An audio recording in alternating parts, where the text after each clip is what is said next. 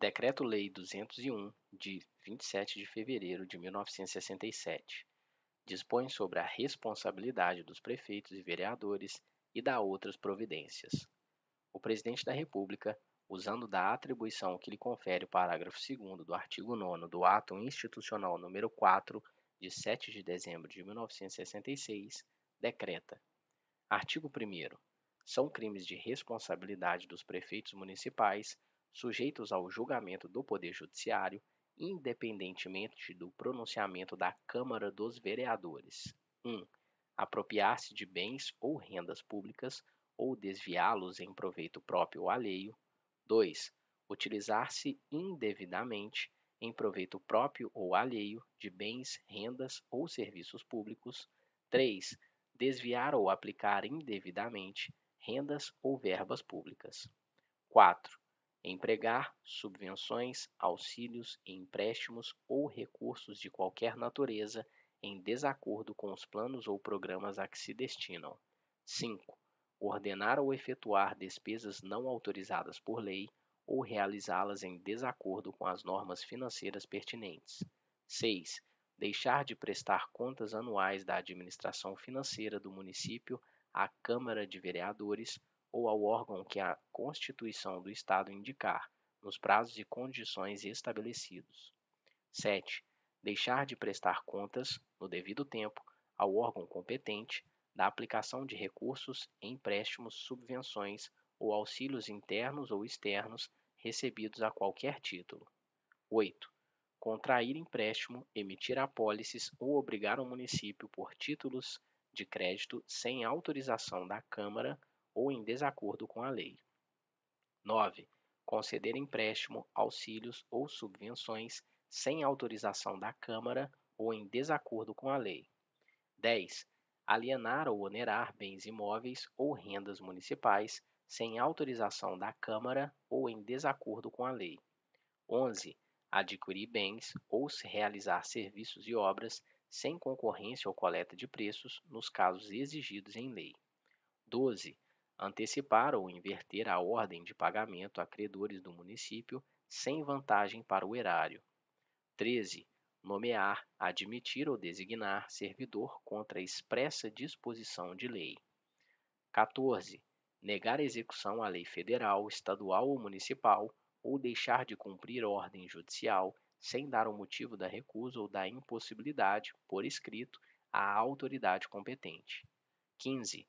Deixar de fornecer certidões de atos ou contratos municipais dentro do prazo estabelecido em lei.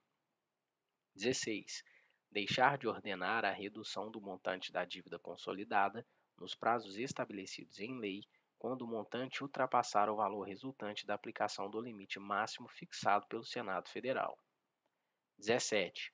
Ordenar ou autorizar a abertura de crédito em desacordo com os limites estabelecidos pelo Senado Federal, sem fundamento na lei orçamentária ou na de crédito adicional ou com inobservância de prescrição legal. 18. Deixar de promover ou de ordenar, na forma da lei, o cancelamento, a amortização ou a constituição de reserva para anular os efeitos de operação de crédito realizada com inobservância de limite, condição ou montante estabelecido em lei. 19. Deixar de promover ou de ordenar a liquidação integral de operação de crédito por antecipação de receita orçamentária, inclusive os respectivos juros e demais encargos, até o encerramento do exercício financeiro. 20.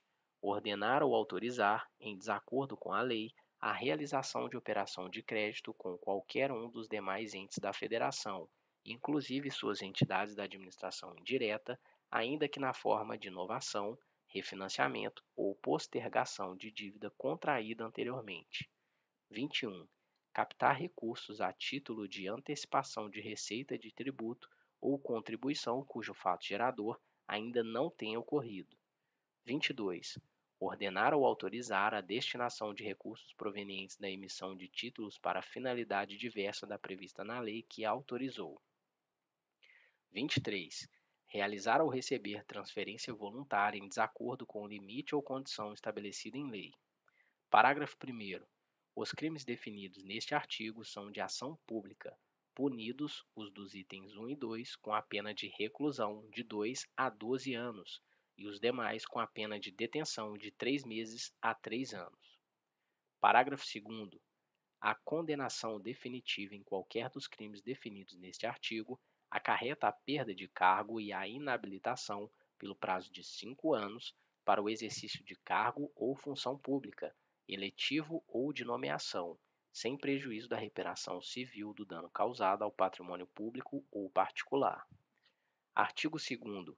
O processo dos crimes definidos no artigo anterior é o comum do juízo singular, estabelecido pelo Código de Processo Penal, com as seguintes modificações: 1. Antes de receber a denúncia, o juiz ordenará a notificação do acusado para apresentar defesa prévia, no prazo de 5 dias.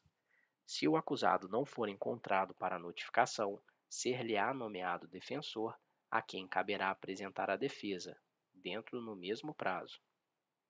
2. Ao receber a denúncia, o juiz manifestar-se-á, obrigatória e motivadamente, sobre a prisão preventiva do acusado, nos casos dos itens 1 e 2 do artigo anterior, e sobre o seu afastamento do exercício do cargo durante a instrução criminal em todos os casos. 3. Do despacho concessivo ou denegatório de prisão preventiva ou de afastamento do cargo do acusado, caberá recurso, em sentido estrito, para o tribunal competente no prazo de 5 dias, em autos apartados. O recurso do despacho que decreta a prisão preventiva ou o afastamento do cargo terá efeito suspensivo. Parágrafo 1º. Os órgãos federais, estaduais ou municipais interessados na apuração da responsabilidade do prefeito podem requerer a abertura do inquérito policial ou a instauração da ação penal pelo Ministério Público, bem como intervir em qualquer fase do processo como assistente da acusação. Parágrafo 2º. Se as previdências para a abertura do inquérito policial ou instauração da ação penal não forem atendidas pela autoridade policial ou pelo Ministério Público Estadual, poderão ser requeridas ao Procurador-Geral da República. Artigo 3º. O vice-prefeito ou quem vier a substituir o prefeito fica sujeito ao mesmo processo do substituído, ainda que tenha cessado a substituição.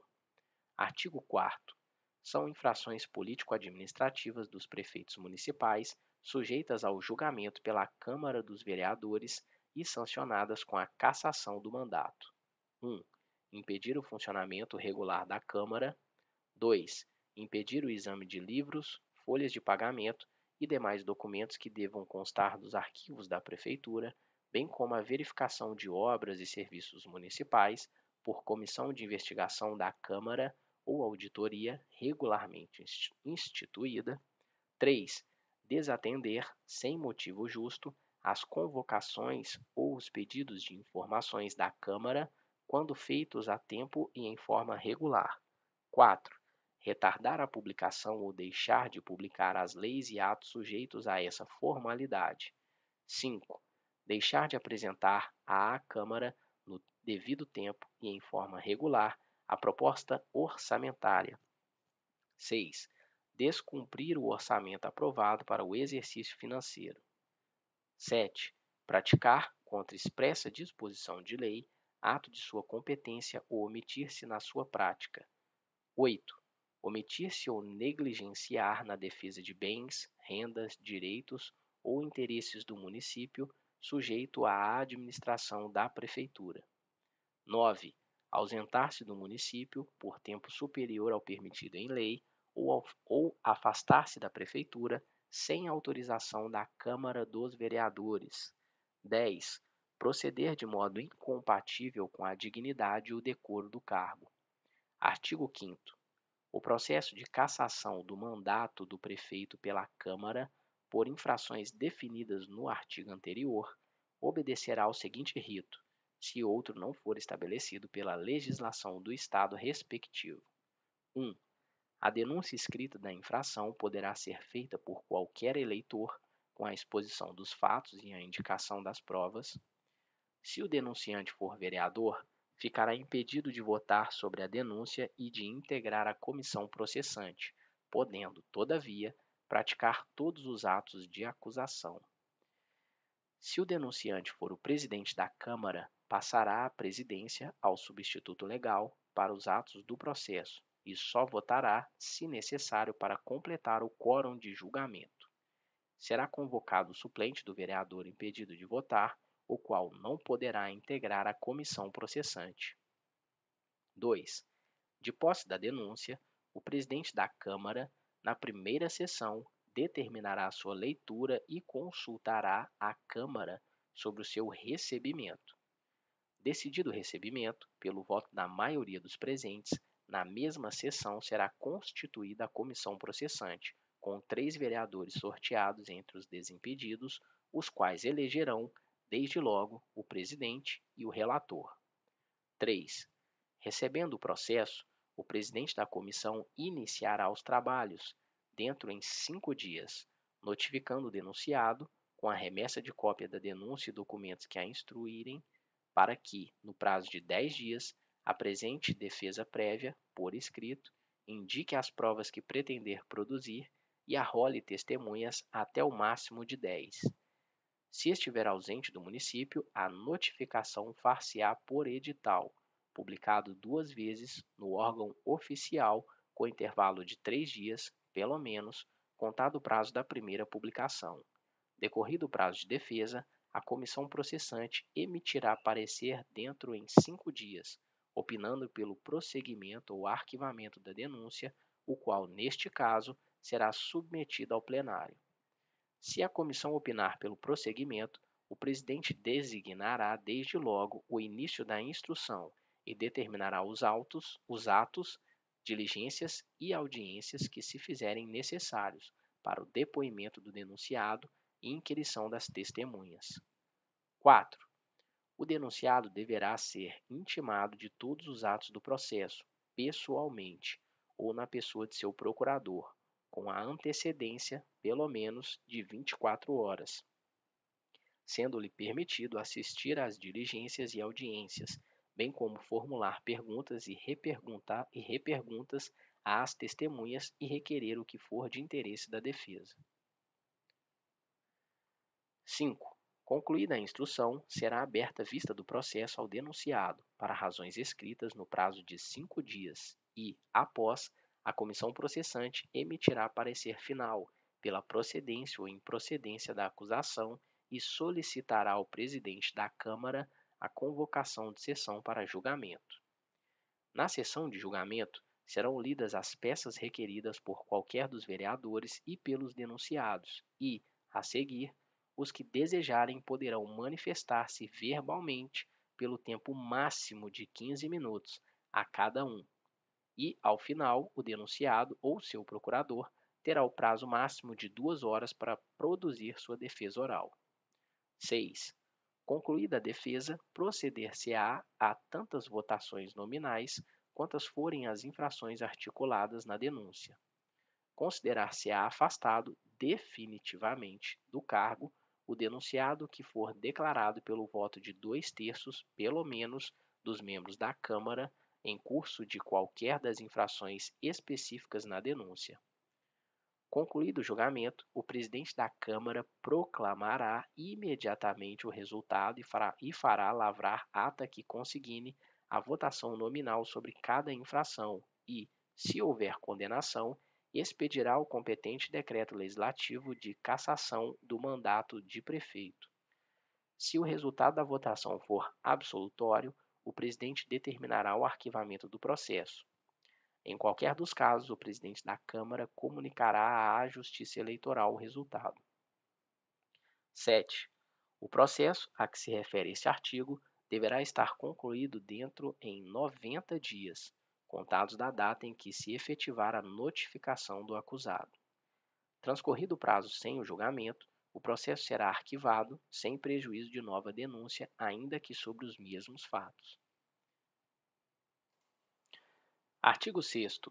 Extingue-se o mandato de prefeito e, assim, deve ser declarado pelo presidente da Câmara de Vereadores quando 1. Ocorrer falecimento, renúncia por escrito, cassação dos direitos políticos ou condenação por crime funcional ou eleitoral. 2.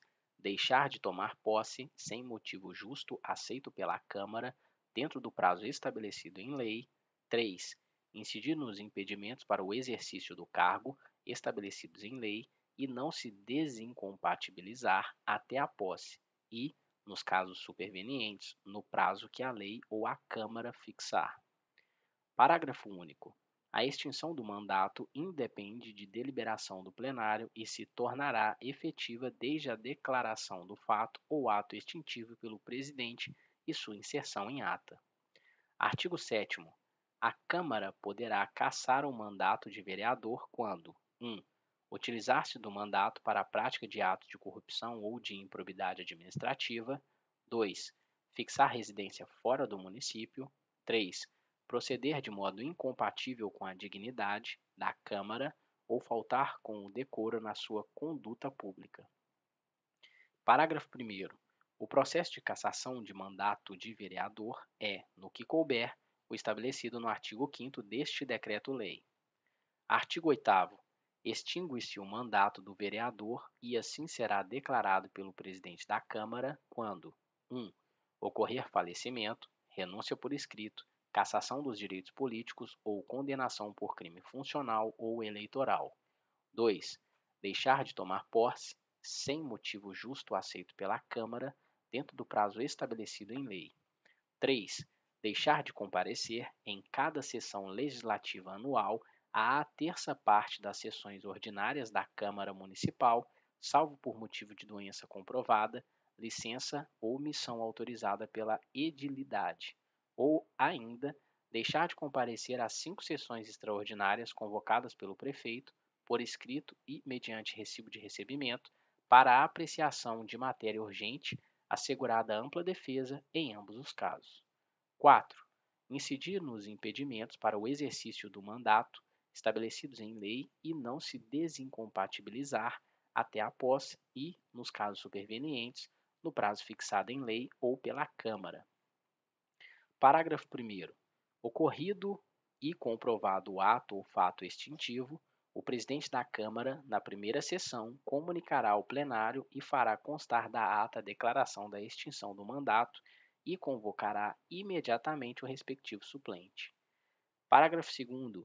Se o presidente da Câmara omitir-se nas providências no parágrafo anterior, o suplente do vereador ou o prefeito municipal poderá requerer a declaração de extinção do mandato por via judicial e, se procedente, o juiz condenará o presidente omisso nas custas do processo e honorários de advogado que fixará de plano, importando a decisão judicial na destituição automática do cargo da mesa e no impedimento para nova investidura durante toda a legislatura.